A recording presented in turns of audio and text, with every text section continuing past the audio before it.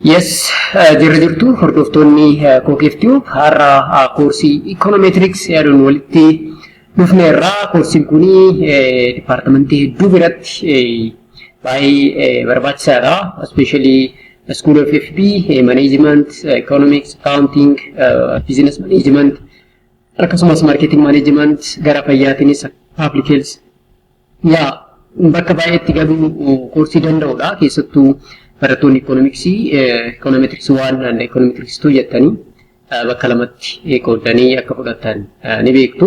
Kanaaf har'a koorsii kanaatiin kan waliin turru ta'a. Introduction to Econometrics chapter jedhuun wal argineerraa akka waa irraa qayyabattan abdii qabna. Kanaafatti gara viidiyootti osoo seeniin dura chaanaalii keenya haaraa taanaan subscribe gochuu, viidiyoo keenya like gochuu, komentii qabaattanii immoo irratti komentii kaa'uu fi viidiyoon kun hiriyoota keessan kanneen yuunivarsiitii biraa, kolleejjii biraa jiran immoo akka qaqqabuuf viidiyoo keenya share gochuun dirqama jechuudha.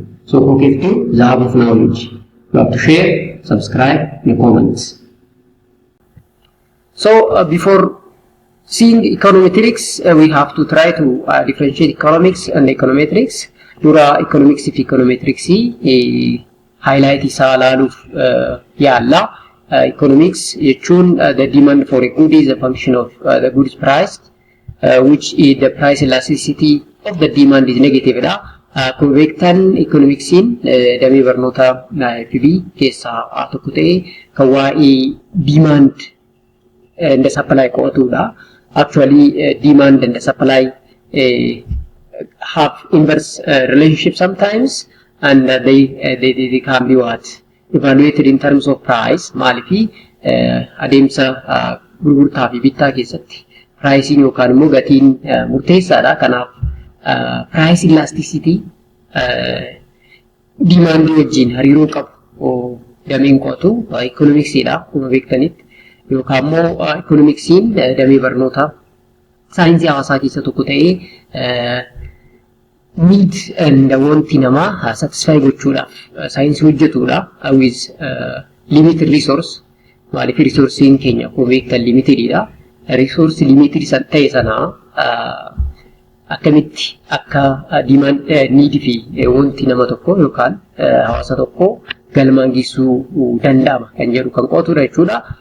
When it comes to econometrics, it is interested to quantify the elasticity more accurately. Amma economics is maal jedha gabaabumatti price elasticity is inverse relationship with demand yookaan immoo hariiroon elasticity especially price elasticity fi demand qabu negative relationship jedheetuma darba garuu quantifying godhu.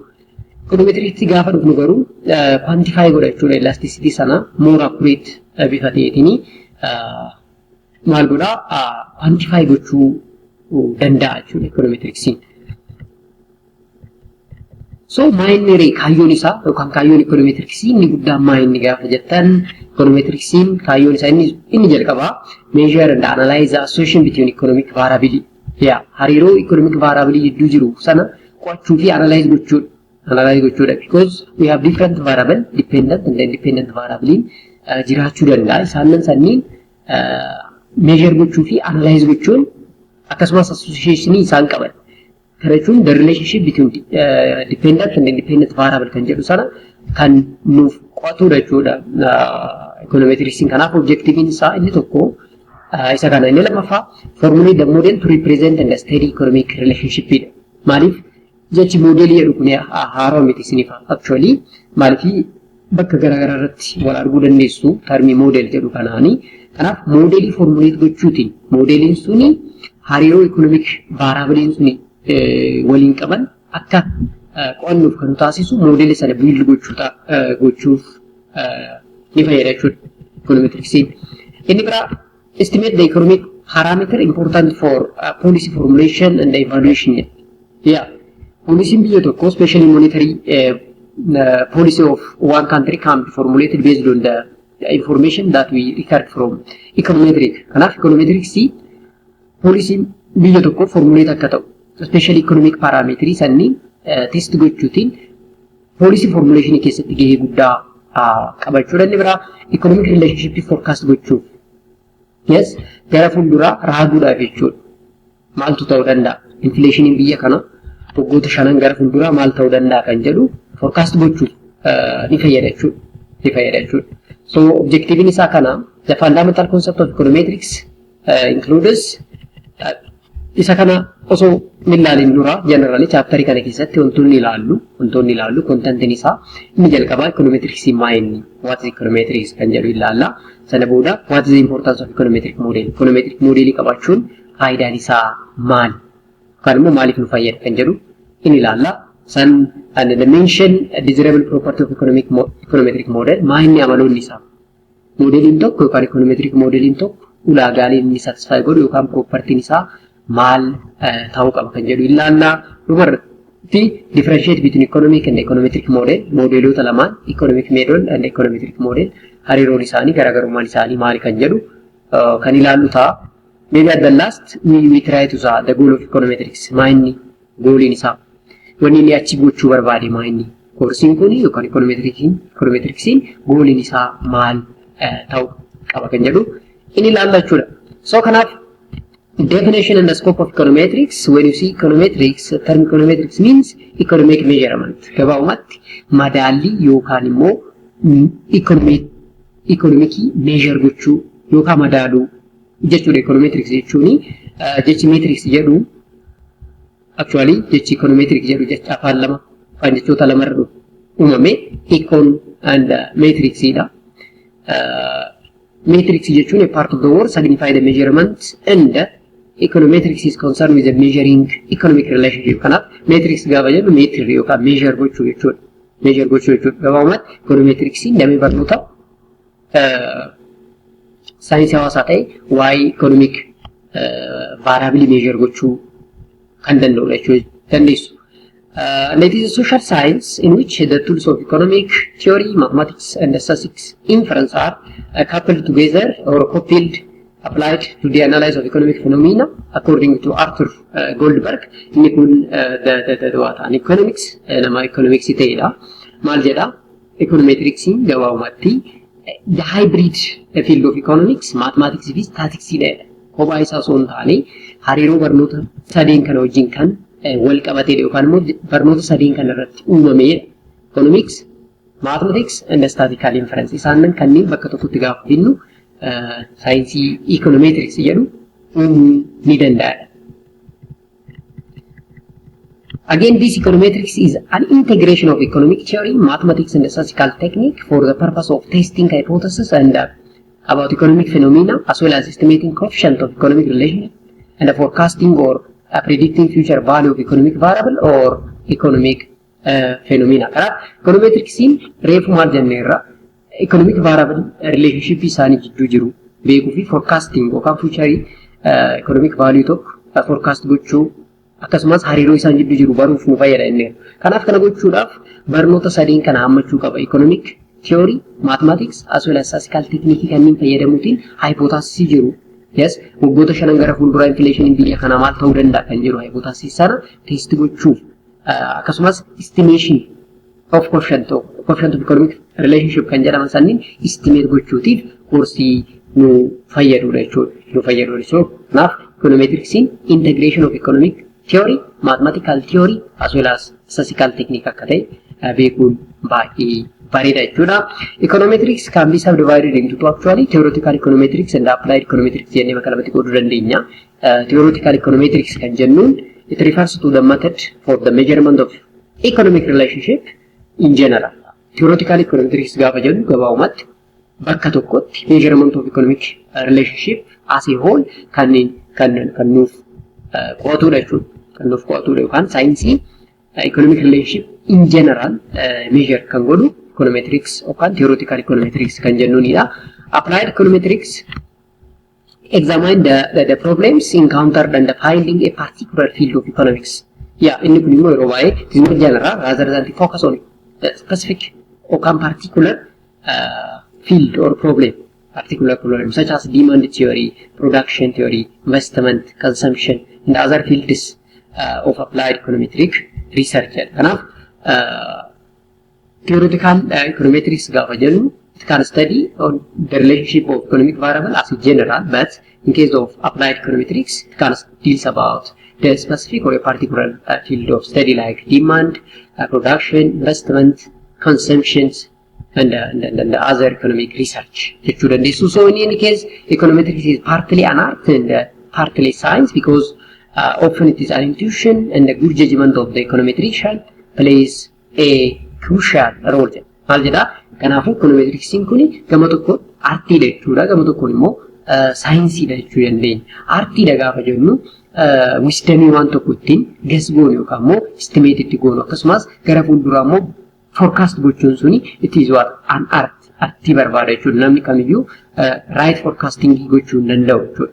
Kanaaf the senior manager or strategic manager is a good at forecasting kan jennu jechuudha. Sana qofa osoo hin taane saayinsiidha jechuudha. Kanaaf econometricsiin saayinsiidhas artiidhas jechuu ni dandeenya jechuudha. So this econometrics is the application of statistical and the mathematical method to the analysis of economic data with the purpose of giving an empirical content to the economic theory and verifying them or refuting them according to Madala. So Madala actually is the father of economics, in economist in kunis maal jedha definition riifurraa hin fagaanne gabaabumatti statistical technique and mathematical method fayyadamuun economic data jiru tokko analyze gochuu fi refute yookaan immoo verify gochuun econometrics jedhamaadha Madala jechuudha. So the special type of economic analysis and research in which a general economic theory formulated in mathematical form, for example, mathematical economics, and is combined with an empirical measurement, especially statistical economics or in economic phenomena. Taatiiwwan economic kamiyyuu kan biyya tokko keessatti kan naannoo tokko keessatti itti fayyadamnu science econometrics jedhu kanaani, especially mathematical econometrics and statistical economics jedhuun fayyadamuutiin guess gochuu yookaan analyze gochuu, interpret gochuu fi estimate gochuu ni dandeenya jechuudha. So now this econometrics has basically three closely interrelated functions. Almost three closely interrelated functions qaban. Tokkoffaan test economic theory or hypothesis. Economic theory tokko dhugaa moo dhugaa miti kan jedhu prove gochuu yookaan refute gochuudhaaf akkasumas hypothesis tokko test gochuuf whether that hypothesis is accepted or rejected, especially for null hypothesis, these econometrics have a great role. Kanaaf faayidaan inni isaa tokko inni tokko kan. Example, a consumption directly related to income. Fakkeenyaaf consumption in income wajjin direct relationship qabamuun qabu kan jedhu kana check gochuuf is the quantified demanded of the commodity inversely related to the price akkasumas quantity demanded namni tokko fedhiin nama price waan sana wajjin yookaan product sana wajjini hariiroon isaa inversely demo hariiroo direct qaba kan jedhu check gochuuf akkasumas consumption in income wajjin namni product tokko consume gochuudhaaf yegid bituu danda'u qaba income qabaachuu qaba garuu income and consumption relationship isaanii maal fakkaata kan jedhu check gochuun faayidaa econometrics dha. Inni lammaffaa to provide a numerical estimate of the coefficient of economic relationship. Coefficient of economic relationship estimate gochuu keessatti gahee guddaa akka qabu reefuu dubbanneerra. These are essential for decision making. Decision tokko make gochuudhaaf economic relationship especially estimation of coefficient of economic relationship beekuun murteessaadha. Kana beekuuf immoo econometrics fayyadamuun dirqama ta'a jechuudha. Example, the government policy maker needs to have an accurate estimate of the coefficient of the relationship between consumption and the income in order to determine stimulating. This means that the multiplier effects of the proposed tax reduction. Biyya tokko keessatti mootummaan tax impose gochuudhaaf hariiroo galii namoonni guyyaa guyyaan argatan akkasumas consumption isaanii wajjin qabu beekuun dirqama ta'a jechuudha.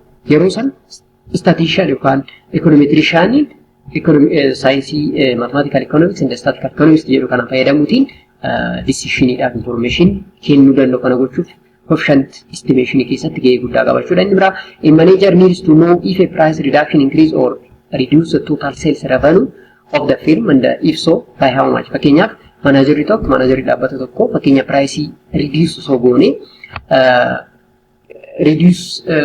yookaan immoo increase osoo goone sales revenue galii keenya keessatti galii guyyaa guyyaan argannu irratti dhiibbaan inni qabu maal kan jedhu akkasumas hammamiin yes by how much kan jedhu sana beekuuf econometricsii kana fayyadamuu qabaadha. The forecast faayidaan econometricsii inni sadaffaan akkuma reefu dubbachuuf yaalle forecasting of eventii gara fuulduraa raaguuf kana jechuun this is necessary in order for policy maker to take appropriate corrective action if the rate of unemployment or inflation is predicted to raise in the future. Gara fuulduraa rate of inflation maal ta'uu danda'a? Baay'inni hojii dhabdoota akkam ta'a? How we can reduce unemployment rate? Isaan kanneen gara fuulduraa raaguudhaaf econometricianiin saayinsii kana fayyadamuu jechuudha. Inni itti aanu why it can act as a separate discipline econometricsiin akkamitti akka separate discipline field of study maaliif ilaalamedha. So economic theory makes a statement or hypothesis that are mostly qualitative in nature. Especially economic theory yeroo baay'ee quantify osoo hin taane qualitative nature daataan isaa yookaan immoo hypothesis isaa jechuudha. For example, ceteris paribus, a reduction in the price of the commodity is expected to increase the quantity demanded. Ceteris paribus ni beektu termii kana economics irratti actually afaan laatinii irraa dhufe ceteris paribus jechuun considering the other thing remain constant jechuudha. Wantoota biraa constant haa goonu jechuudha yaada biraa hin qabu. Kanaaf wanti biraa osoo constant ta'eyyuu price reduction gochuun quantity demanded irratti increment qabamuu hin qabu jedhee hypothesis ka'a malee by how much kan jedhu economic theory yeroo baay'ee nuun ka'u jechuudha. And then economic theory postulate an inverse relationship between price and the quantity demanded of the commodity, but the theory does not provide a numerical value. Lakkoofsaan hangana hin ibsu garuu inverse relationship akka qaban price fi quantity demanded nu ka'uu danda'a. Garuu by how much kan jedhu nuuf hin ibsu jechuudha economic theory. Kanaaf econometric theory kan dhufe jiru. So econometric theory provide a numerical value by which the quantity will go up or down as a result of change in price of the commodity. By how much? Gaafa gatiin gadi bu'uun quantity demanding yookaan fedhiin namoota bituu humni namoota bituu wajjin qabu garaagarummaan isaa hammamiini kan jedhu sirriitti kan nu ibsu econometrics gaafa ta'edha jechuudha. Inni biraa economic statistics yoo fudhanne is concerned with collecting, processing and presenting economic data, especially in descriptive statistics. Economic statistics akkuma beektanitti yeroo baay'ee data collect gochuu, process gochuu, interpret gochuu fi present gochuudha yeroo baay'ee rooliin isaa jechuudha. So it's more of descriptive ta'a jechuudha econometrics statisticsiin. Collecting and refining data on national account, index number, employment and the price. So isaanin kanneen godhu. When it comes to mathematical statistics or mathematical economics, to do provide much of the tool used in econometrics. Inni kun immoo mathematical formula or mathematical scenario fayyadamuutiin isaanin data reefuu analyze goone isaan kaa'uudha faayidaan isaa inni guddaan. So but econometrics needs special method to deal with economic data which are never experimental data in nature. So, example, the error of measurement, problem of multicollinearity, problem of serial correlation are only econometric problem in the not concern of mathematical statistics. Especially correlation, especially serial correlation, dependent and independent variability to do maani hammani garaagarummaan isaa maal ibsisaa inni immoo ergaa inni dabarsu maani kan jedhu rather than mathematical statistics more of econometricsiin sirriitti verify gochuu ni danda'a. So this econometrics utilize this data to estimate quantitative economic relationship and test hypothesis about them. So more of quantify gochuu irratti gahee kan taphatu econometrics jechuudha. So this econometrician is called upon to develop special method of analysis and deal with such kind of econometric problem. Now to deal such type of problem akkana deal gochuudhaaf more of quantify gochuudhaaf econometricianiin meetodii mataa isaanii fayyadamuutiin problemii hedduu solve gochuu danda'u jechuudha. So then we try to see what is model by itself. Model in mind kan jedhu ilaalla jechuudha. So model jecha jedhu ilaaluun baay'ee barbaachisaadha. In short, model jechuun is any representation of an actual phenomena such as actual system or process. Waan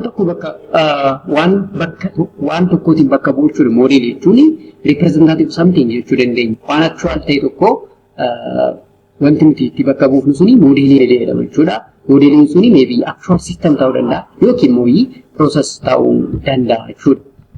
So the real world system especially represented by this the real world system is represented by the model in order to explain it, predict it and to control it. Yeroo baay'ee wantoota fakkeenyaaf kaartaan modeelii lafaati jennaan ture akkasumatti kaartaan sun immoo addunyaa kana bakka bu'a bishaan modeelii wayitiin bakka buufna gaara lafa wantoota garaagaraatiin bakka bu'u inni sun modeeliidha akkuma sana economic modeelii mataa isaa qabachuudha wantoota tokko bakka bu'uudhaaf yookaan predict gochuuf yookaan immoo control gochuuf modeeliin fayyadamnu jira jechuudha. So any model represent compromise between reality and manageability.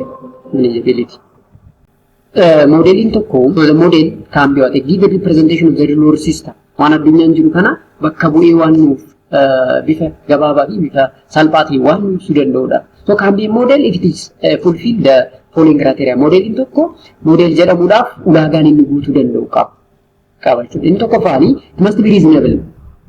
Modeling tokko reasonable ta'uu danda'u qaba. Waan tokko bakka gaafa buufnu it must be what reasonable to the real world system and that sense it should be what realistic. So the model must be realistic. Inni lammaffaa must be manageable. Control gochuu waan dandeenyu ta'uu qaba.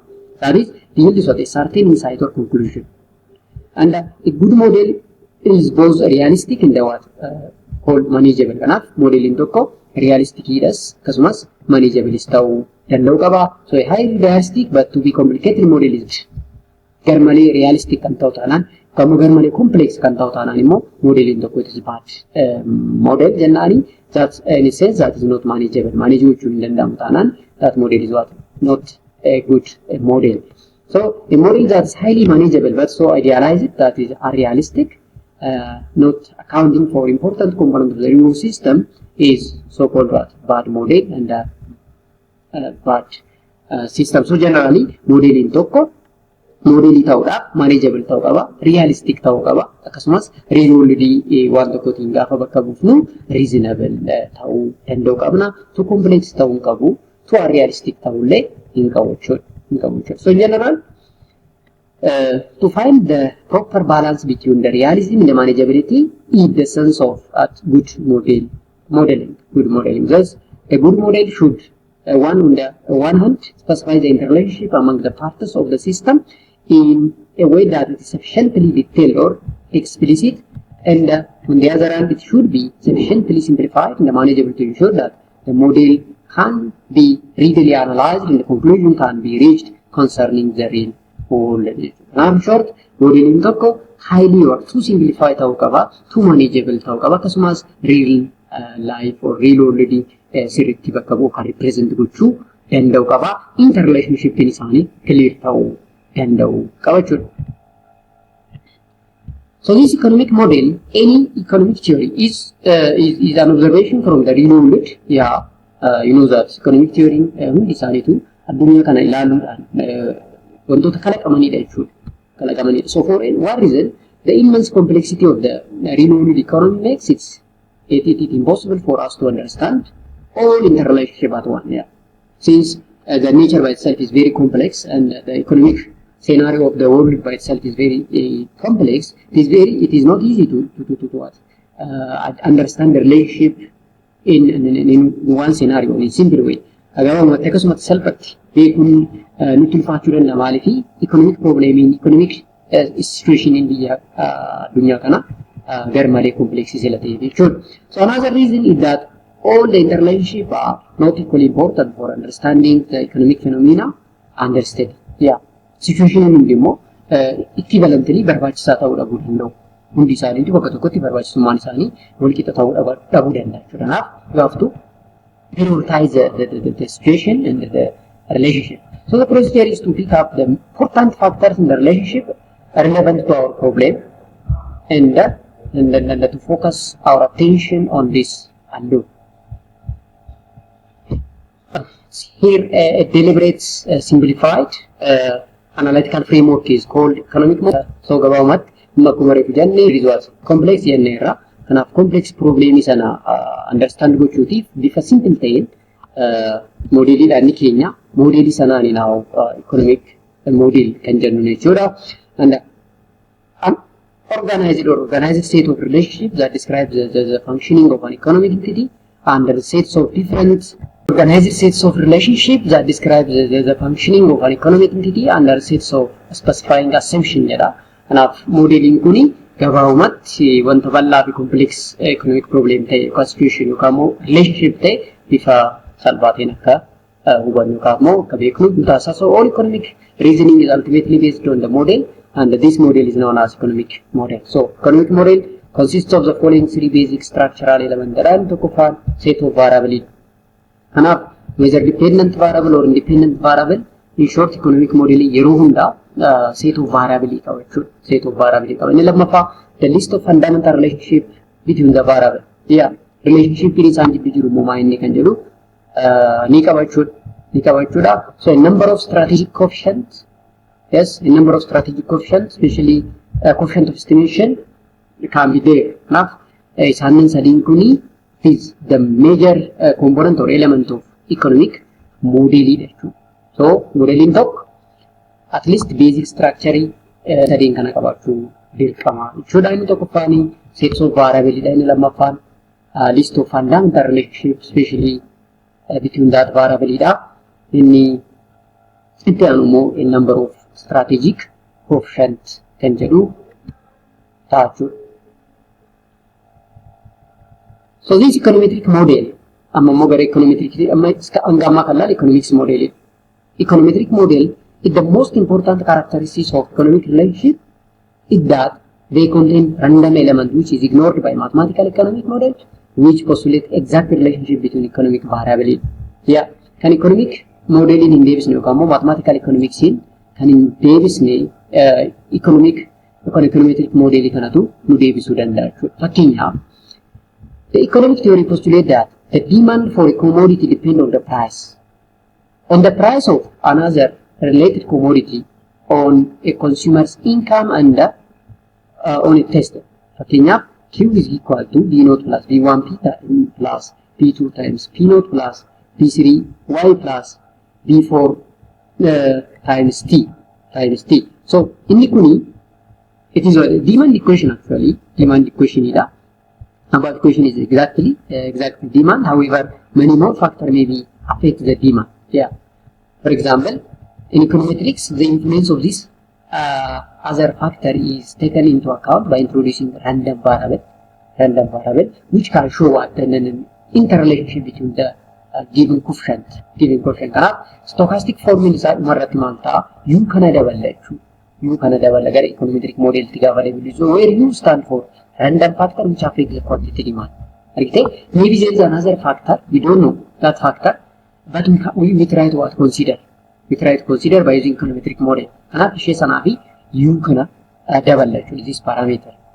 And the random term also called error term or disturbance term is surrogate variable for important variable included from the model, error committed or measurement error.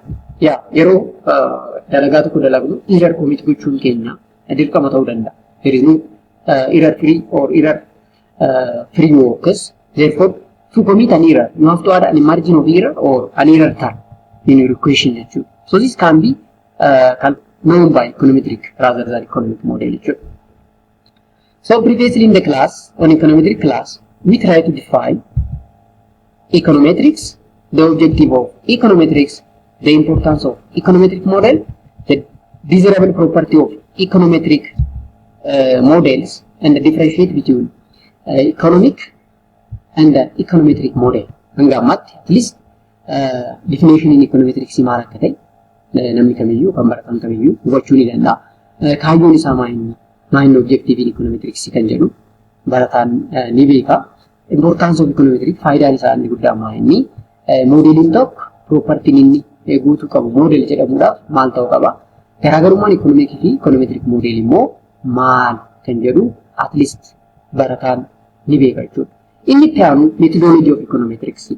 Maal methodology? How we can use the methodology? Methodology isaa maal fakkaata? So, in econometric research is concerned with the measurement of the parameters of an economic relationship and with the prediction of the value called economic variable. Econometrics in measurement of parameter and predict the interrelationship between economic variable.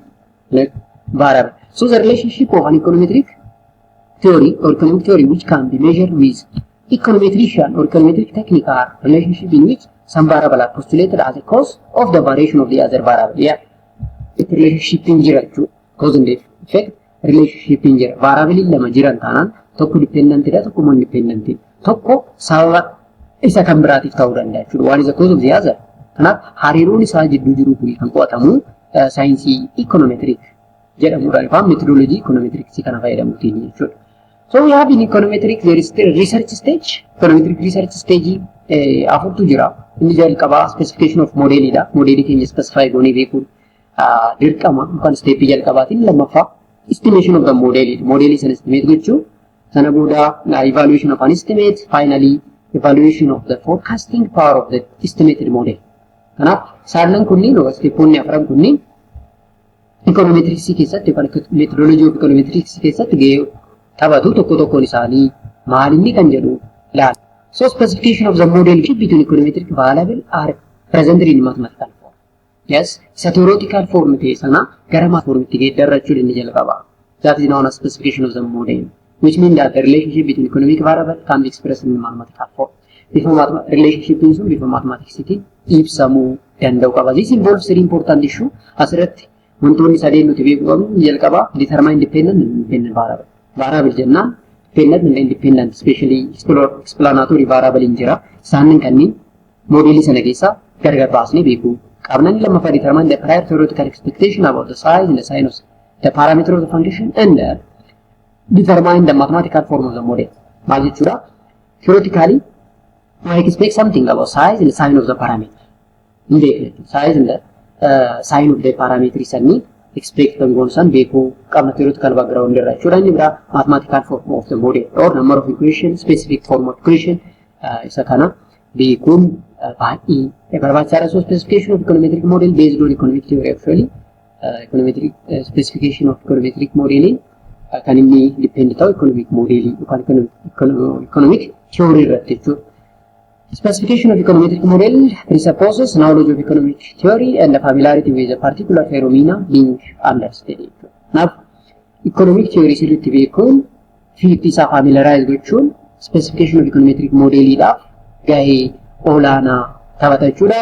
Specification of the model is the most important and the most difficult stage of any econometric research. Yes, step in jalqaba salphaa fakkaatus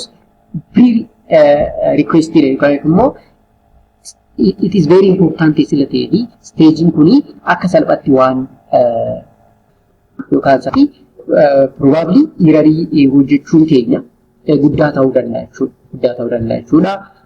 Irarii qofa osoo hin taane incorrectly modelii keenya specify gochuu waan dandeenyuu fi of eeggannoo kan barbaadu. The most common error of specification in the irarii as keessatti hojjetamu inni tokkoffaa omission of some important variable.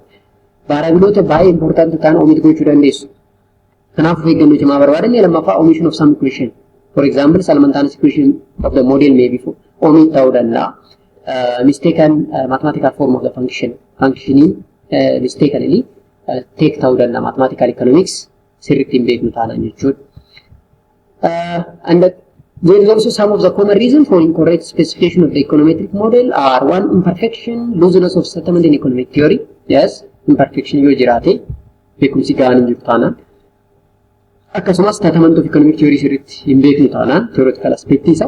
Limited knowledge of the factor which are operative in any particular case. Inni kun step biraati. Inni biraa difficulties, difficult obstacles presented by the data requirement in the estimation of the large model. Yeah, if our model is very large, and there is a difficulty in obstacles of presenting the given data or data requirement is another risk for this model. So example, here assume that the doctor is noting the weight of the first patient for each of the stage between 7 and 17 years old. And this data is shown in table 1. Table once can assume that the older of the person gets the higher their weight. While this is true in this case, example, the better guess made using simple linear regression. Amma Dr. Tichi maal check gochuu barbaade adadamuun dabalaa deemu weight gain isaanii maal ta'a kan jedhu namoota waggaa 7 irraa haga 17 jiran irratti tarbi godhe jechuudha. Kanaaf hariiroon umrii fi weight gain isaan gidduu jiru maa inni kan jedhu linear regression fayyadamuutiin giraafii bifa kanaan plot godhe jechuudha. Yes, kanaaf hariiroon umrii fi weight gain maal fakkaata kan jedhu simply by using linear regression he tried what determine he tried what the mathematical model for this line is given by y equivalent to 4.22 x minus 4.01 linear equation is by linear equation fayyadamne gabaabumatti beeku akka dandeenyu nutti himaa jira where y represent the weight of variable x represent the age of variable. This mathematical equation can be used to predict the weight of the person using their age. Umriidhaan weight isaanii maal fakkaata kan jedhu beekuuf nu fayyada. For instance, what is the weight of the 15-year-old individual using the linear regression equation? Fakkeenyaaf namoonni umriin isaanii waggaa 15 ta'e weightiin isaanii meeqa kan jedhu gaafatamne taanaan simply y is equal to mx plus b equation inni kennameera waan ta'eef bakka x 15 buusuutiin umrii isaanii gas gochuu kan estimate gochuu ni dandeenya jechuudha. Inni biraa demand is the multivariate function jedha. Demandiin multivariate agarsiisa. Ingidihi demandiin function hedduu irratti depend ta'uu danda'a. Function hedduu fakkeenyaaf P gaafa jedhu price of other good and service. T gaafa jedhu taste of customer preference isaanii maal fakkaata. Size of the population in the market sana keessatti population yookaan customer jiru maa inni, income of the consumer galiin isaanii maal fakkaata. So is the expectation of the consumer about future market condition gara fuuldura magaalaa maal ta'uu danda'a, gatiin gadi bu'uu danda'a, ol ka'uu danda'a, supply inni jiraachuu danda'a, supply inni dhabamuu danda'a kan jedhu. And Z is other factors. So inni kuni multivariate dha, multivariable. So all these things are affected demand work through one of these factors. Where studying demand, all factors that are affect demand except one are kept constant, Qatari purpose. Yeah, hundi isaaniitu affect qabu except one yookaan inni tokko constant yookaan dhaabbata gaafa jennu Citri purpose jenna it is Latin term and we determine that what happened to be happen when a factor and consideration should be changed. Kanaaf gaafa fakkeenyaaf taste of the consumer yookaan customer gaafa change ta'u quantity demand maal ta'a. Expectation isaanii gara fuulduraa as suppliering hedduun ni seenu jedhanii gara magaalaa waa yaadan yoo ta'e quantity demand maal ta'a kan jedhu saayinsii qo'atamuudha yookaan multivariate jennaan kanaan immoo jechuudha.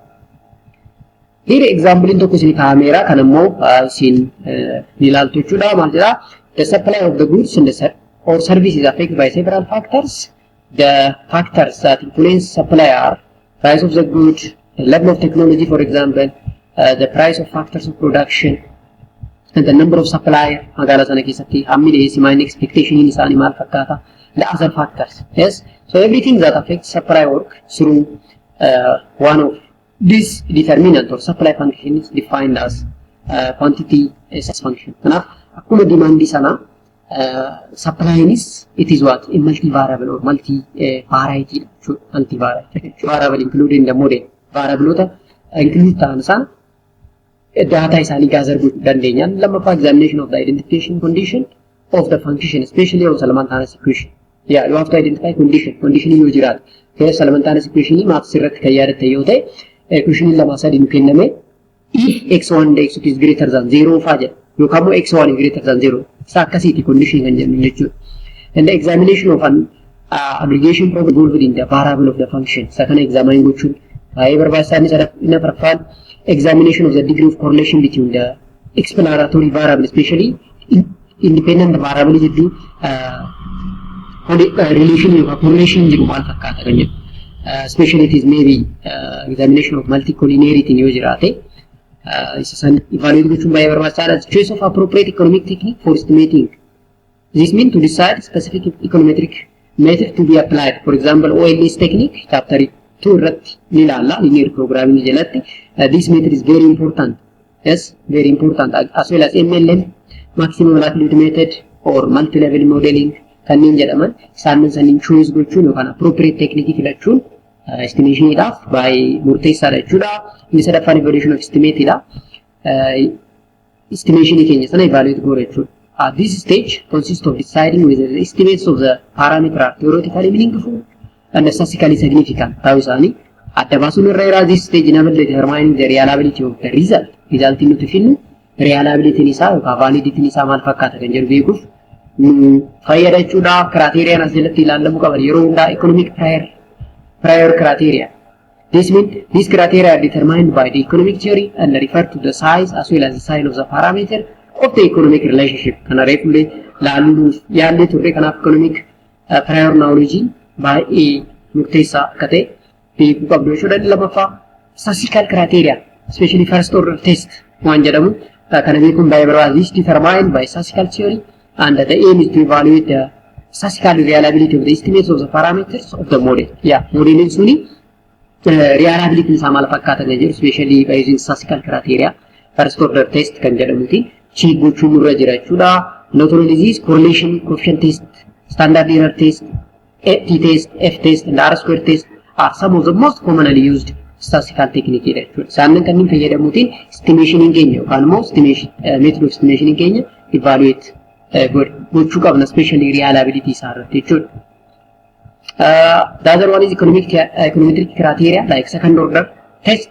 These are sets of theory of econometric and the aim at investigating whether the assumption of the econometric model or method employed are satisfied or not kan jedhu beekuuf nu gargaara. Inni second order test kan jennu kun assumption nuti fudhanne econometric model employed ta'e suni gahaadha moo gahaa miti kan jedhu beekuuf gargaara.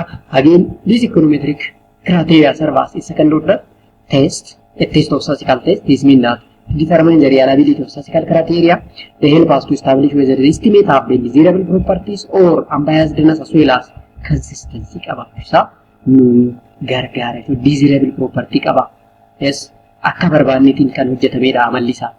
Biasii hin qabu fi consistency isaa moo maal fakkaata kan jedhu cheekuuf nu fayyada jechuudha. Econometric criteria aim at the detection of the violation as well as validity of the assumption of the various econometric technique. Especially econometric criteria kun aimin isaa inni guddaani violation yookaan validity of assumption isaa detect gochuu danda'udha. Dhuma stepin afraffaan evaluation of the forecasting power of the model. Yes, modelin filanne suni forecast gochuu irratti yookaan decision make gochuuf gara fuuldura nu fayyadamuun fayyadu. So this forecasting is one of the aim of econometric research. And before using the estimated model for forecasting by some way or another, the predictive power and the other requirement of the model need to be checked. Kanaaf check gochuu danda'u qabna jechuudha. Research keenya forecast gochuun yaa'u the aim of econometric research akka ta'e reefu laallee irra kanaafi modelin keenya suni forecast gochuu yookaan predict gochuudhaafi barbaachisummaa isaa maal fakkaata kan jedhu check gochuun baay'ee murteessaadha. Lammaffaa the model may be economically meaningful and statistically as well as econometrically correct for sample period for which the model has been estimated.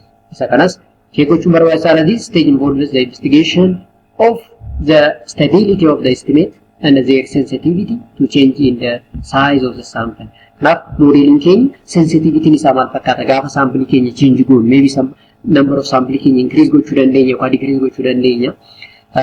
Isaa wajjin hariiroon inni qabaata kan jedhu beekuun baay'ee barbaachisaadha. Inni kun samariidha actually economic theory econometric theory dhaaf beezii akka ta'e reefu ilaalleerra. Econometric modelin kun immoo data argame especially from estimate fayyadamuutiin you can specify what testing and diagnostic checking. Finally you have to put a model and you have to check whether that model is adequate or not. If it is not, you can stop something. If it is yes, you have to test any hypothesis by using your specific model as well as using the model for prediction and policy making in the future. Saanan kanneen gochuuf ni gargaara. Kanaaf desirable property of an econometric model kan jennu maal yoo ta'e modelin tokko desirable kan jennuuni yoo maal ta'e yookaan immoo ulaagaalee maal fa'a yoo guuteedhaana.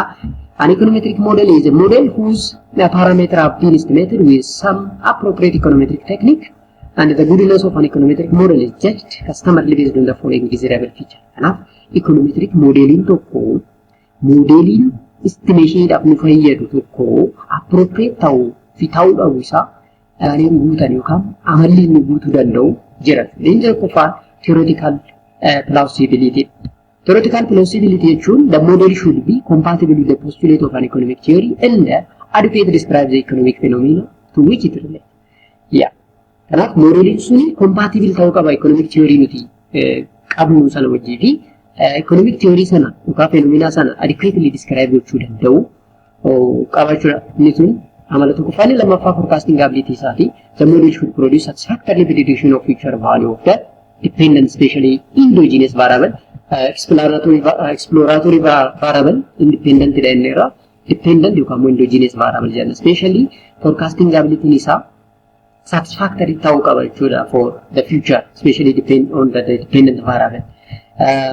Inni kaan immoo exploratory ability isaati. The model should be able to explain observation of the actual world that must consist with observed behavior of the economic variable whose relationship determined. Kanaaf we can observe some economic situation or some actual world and this model should be consistent with observed behavior. Kanaaf wanna nuti addunyaa irra laallu wajjin maal ta'uu qaba? Consistent akkasumas realistic ta'uu qabaadha.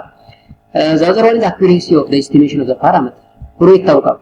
This means that the estimation of the coefficient should be accurate in the sense that they should approximate as best as possible the true parameter of the structural model.